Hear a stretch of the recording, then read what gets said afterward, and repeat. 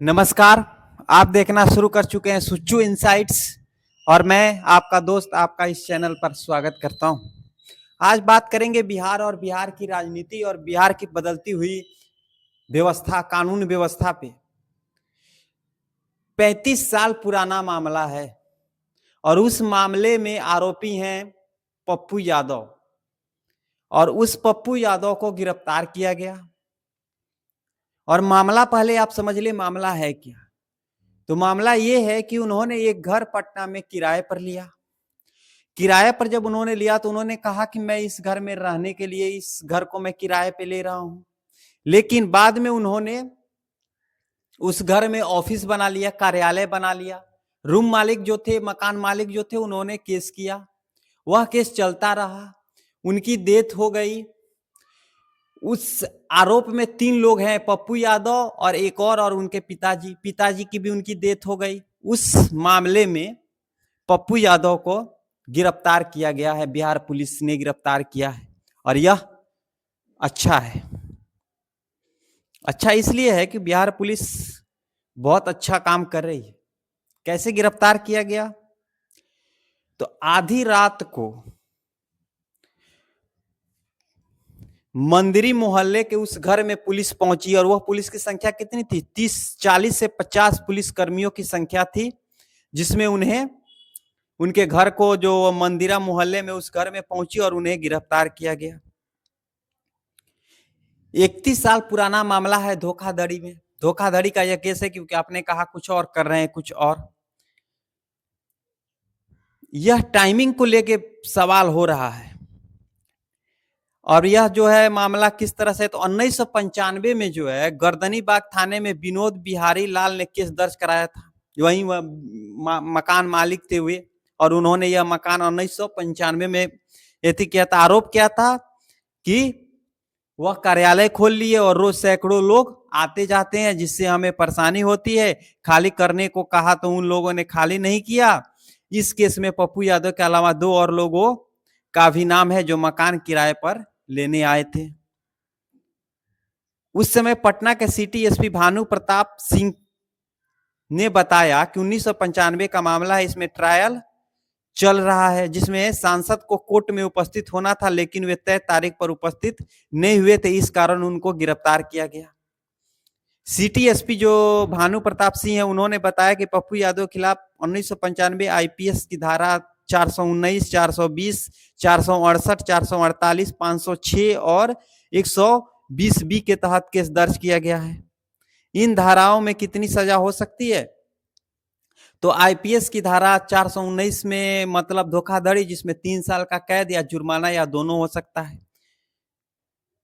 तो यह मामला है और इस मामले में बिहार पुलिस ने जो है पप्पू यादव को गिरफ्तार किया है। अब आप यह देखें कि यह राजनीतिक गिरफ्तारी भी इसे लोग कह रहे हैं और कह भी इसलिए रहे क्योंकि इसकी टाइमिंग को लेके समस्या है। टाइमिंग के लिए इसी समस्या है क्योंकि आपको पता ही है कि पटना के में नीट छात्र की जो छात्रा जो थे, वो अभिलाषी जो थी, आकांक्षी जो थी, उसे डॉक्टर बनना था। वह जहानाबाद की रहने वाली लड़की थी। वो पटना गर्ल्स हॉस्टल में, शंभू गर्ल्स हॉस्टल में रहती थी। उसका रेप हुआ, हत्या हुआ। सम्राट चौधरी ने ट्वीट करके कहा कि हत्या का सीबीआई जांच हम करवा रहे हैं, तो मतलब हत्या ही हुआ है, मान रहे हैं गृह मंत्री। उस केस में सबसे तेज अगर किसी ने आवाज उठाया तो पप्पू यादव थे, लगातार आवाज उठा रहे थे, तो उनको इस मामले में गिरफ्तार किया गया। तो ऐसा कहा जा रहा है कि राजनीतिक मामला भी है क्योंकि उनको चुप करने के लिए गिरफ्तार किया गया, क्योंकि एसआईटी का गठन हुआ। उसके बाद भी मामला एसआईटी ने पूरा जांच किया। शुरुआत में रोशनी कुमारी जो थाना अध्यक्ष थी, उन्होंने कह दिया कि ये सुसाइड का मामला है और उसी को सीनियर ऑफिसर भी लेते रहे। फिर पोस्टमार्टम रिपोर्ट आया। पोस्टमार्टम रिपोर्ट में कहा गया कि नहीं, सेक्सुअल हरासमेंट का भी इसमें जो है मामला बनता है, इनकार नहीं किया जा सकता है। तो फिर एसआईटी का गठन हुआ। एसआईटी का गठन हुआ, वह लंबा जांच हुआ। लंबे जांच होने के बाद उनके माता पिता को डीआईजी जो बिहार के हैं उन्होंने बुलाया। फिर वहां घटना, उनको पेरेंट्स का आरोप है कि डीआईजी ने दबाव क्या डाला कि आप जो है मान ले कि यह सुसाइड है। उन्होंने नहीं माना। उनकी माँ का भी एक वायरल जो स्टेटमेंट था वह बहुत वायरल हुआ कि हम इन सबको गड्डी मिला है, हम गड्डी नहीं दे रहे हैं, इसलिए ये हम पे दबाव बना रहे हैं। फिर उन्हें रास्ते में वो जा रहे थे तो उन्हें जो है सम्राट चौधरी ने बुलाया, ऐसा कह के उनको जबरदस्ती सम्राट चौधरी के पास ले जाने के लिए पुलिस वाले पहुंचे। फिर वो नहीं गए, उन्होंने कहा कि जब पुलिस अधिकारी ही नहीं मान रहे हैं तो वहां जाने का क्या फायदा, वो अभी वही बात कहेंगे। उसके अगले दिन जो है सम्राट चौधरी ने ट्वीट किया, सोशल मीडिया पे डाला कि भैया आपने इस केस को जो है वो सीबीआई को हैंडओवर कर दिया। हैंडओवर करने का मतलब क्या था, उसे दो कारण था। एक तो बिहार विधानसभा का सत्र शुरू होने वाला था, उसका भी दबाव था, प्रेशर था। और सीबीआई में जाने का मतलब है कि लोग शांत हो गए, मामला को ठंडे बस्ते में डालने के लिए सीबीआई का उपयोग आजकल हो रहा है। सीबीआई भारत की कभी थी वो प्राइम एजेंसी थी। बड़े बड़े केस जो अनसॉल्व होते थे उसको सीबीआई में दिया जाता था ताकि वो जांच करे। लेकिन हाल फिलहाल में देखा जाता है कि सीबीआई के पास अधिकतर मामले ठंडे बस्ते में हैं, या फिर उस पर ट्रायल चल रहा है या कुछ हो रहा है उसमें कोई।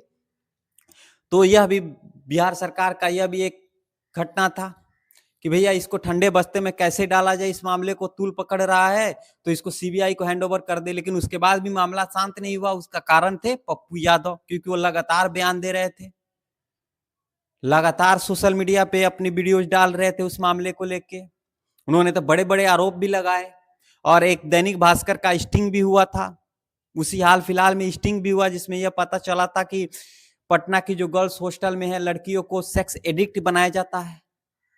गरीब घर की लड़कियां आती हैं, पैसे और नशे की लत दिया जाता है और फिर वो सेक्स एडिक्ट हो जाती है। यह भी स्टिंग में आया था दैनिक भास्कर की।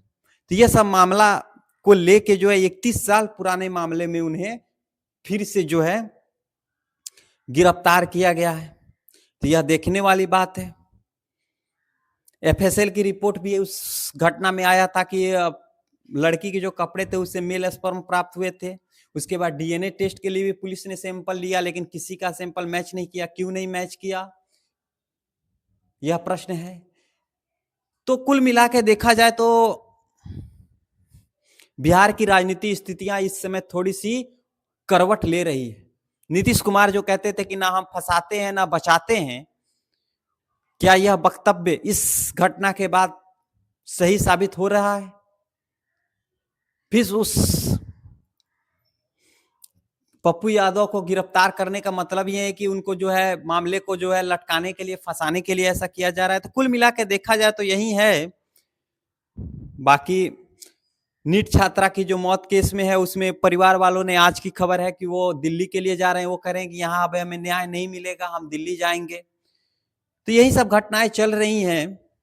आगे अगर हमारा यह वीडियो आपको पसंद आ रहा हो तो हमारे इस वीडियो को शेयर करें, हमारे इस चैनल को सब्सक्राइब करें। धन्यवाद।